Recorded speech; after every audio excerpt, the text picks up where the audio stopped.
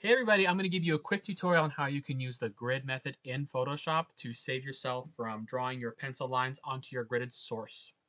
So instead of dragging your image into an already open Photoshop here, we're going to go into Photoshop first and we're going to click New File.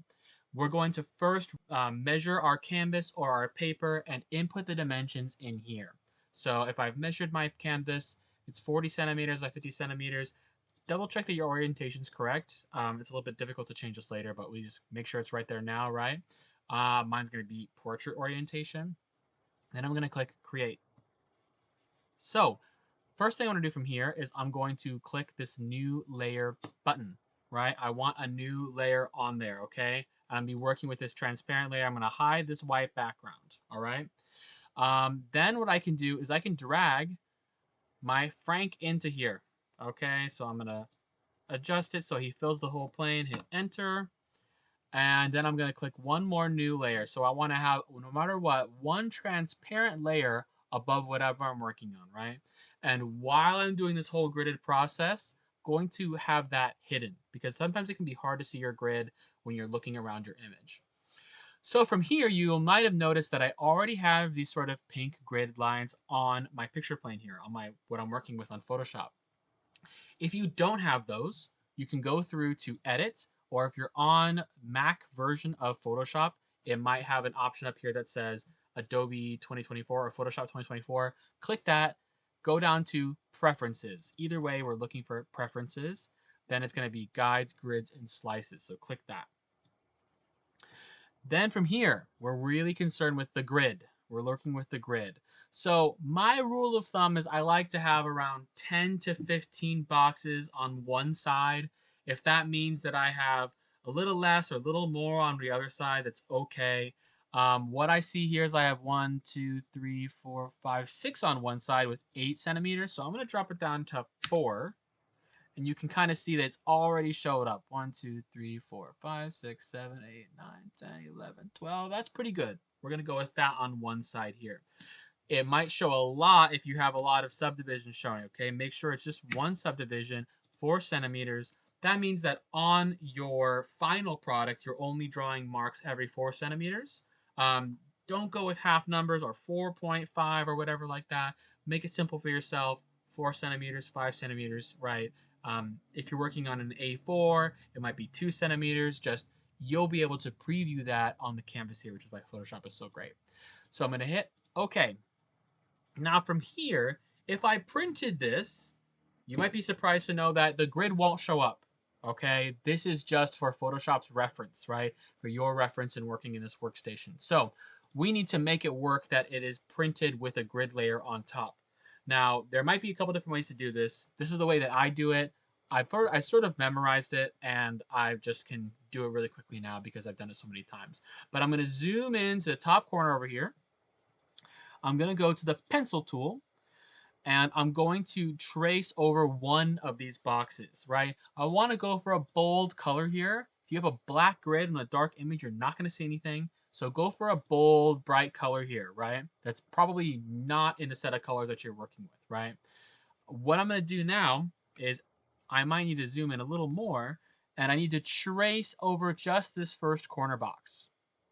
So it should more or less stick to the guide there and you should be able to draw a really nice straight line because your grid is sort of snapping it to the grid.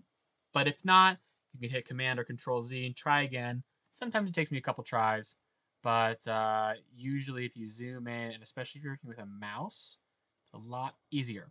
So I have my lines drawn here. You can make it thicker or thinner here if you would want to. There's actually a way to make it thicker later. I don't know if there's a way to make it thinner later. But this is a way to make it thicker or thinner, right? So 9, you can bring that up, drag that up and down, pencil drawing thickness.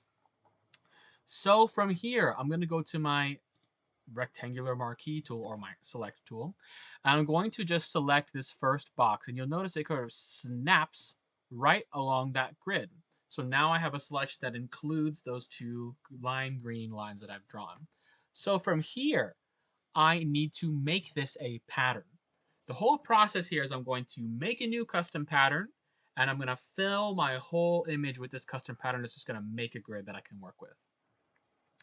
So what I'm going to do is I'm going to go to Edit, and I'm going to go to Define Pattern here. Not Brush Preset, a pattern. And you can label it whatever you want. It actually doesn't really matter. You're not going to see the labeling when you look at the options. You're just going to always go to the most recent one, right? So if you do this a lot in Photoshop, you're going to have a lot of transparent looking patterns. That's fine. You can even go through later and delete them if they add up too much. But I'm going to go ahead and add this on there. Now I'm going to zoom out. I hold Alt to zoom in and out. It might be different on Mac, but I'm going to go ahead and select my entire canvas here. So now that I have this all selected, I'm going to go to Edit, Fill, and you have a lot of options for what to fill it with, but I'm going to click Pattern. Okay, now I'm going to go with my custom pattern here. You can tell I've done this a lot because there's lots of transparent squares here. I'm going to click the most recent one, right? So they add in this way, right? Like as you read, and they'll add into the one here. Click that most recent one. Okay, from here I'm going to click OK.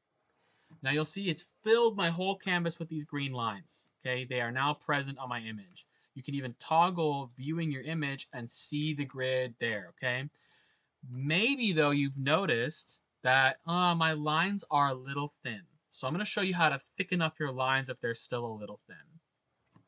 So I'm going to hide my image again. I'm going to double click, and it's going to bring up the layer style. Now, this is a way that kind of layers can interact with each other. I'm going to go to Stroke, and I'm going to open this little setting here. Stroke, already you can tell, made my lines a lot thicker. You can make your lines really thick with Stroke, okay? So whatever you want to work with. Obviously, lines this thick are going to completely cover my image underneath it. But if you ever need to add 1 or 2, right, or maybe even 3, I would probably not go too much more than 5. It's your preference completely, but that's how you thicken up your lines later if they're a little too thin for you, right? I think 2 looked good. Make them any color you want. Even if your initial color didn't work out, I'm gonna make mine green, right?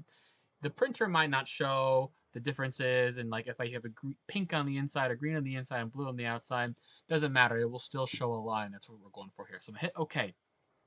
So from here, I'm going to show my image again. And we can see it might show itself a little funny. You can kind of see that like Photoshop kind of shows the insides of some green lines here. It's just the way that Photoshop is trying to show you a lot of information in a little bit of space on your screen, right? If you were to print this out massively, you can even look at it up close. It's showing my lines here. So this is essentially it. I can now export this. I like to do a little quick export as a PNG. It puts it in my download folder. I'm going to put it in here where I've been doing this tutorial. So now if I open this image on my computer, it's gridded. It's gridded as I print it. So I can print this out. Let's say I spill some water on my source photo. I can print out a gridded one again. I don't have to go and get the ruler and the pencil and grid every time. So I hope you found this helpful, and go ahead and enjoy using your source photo to make amazing artworks. Thank you.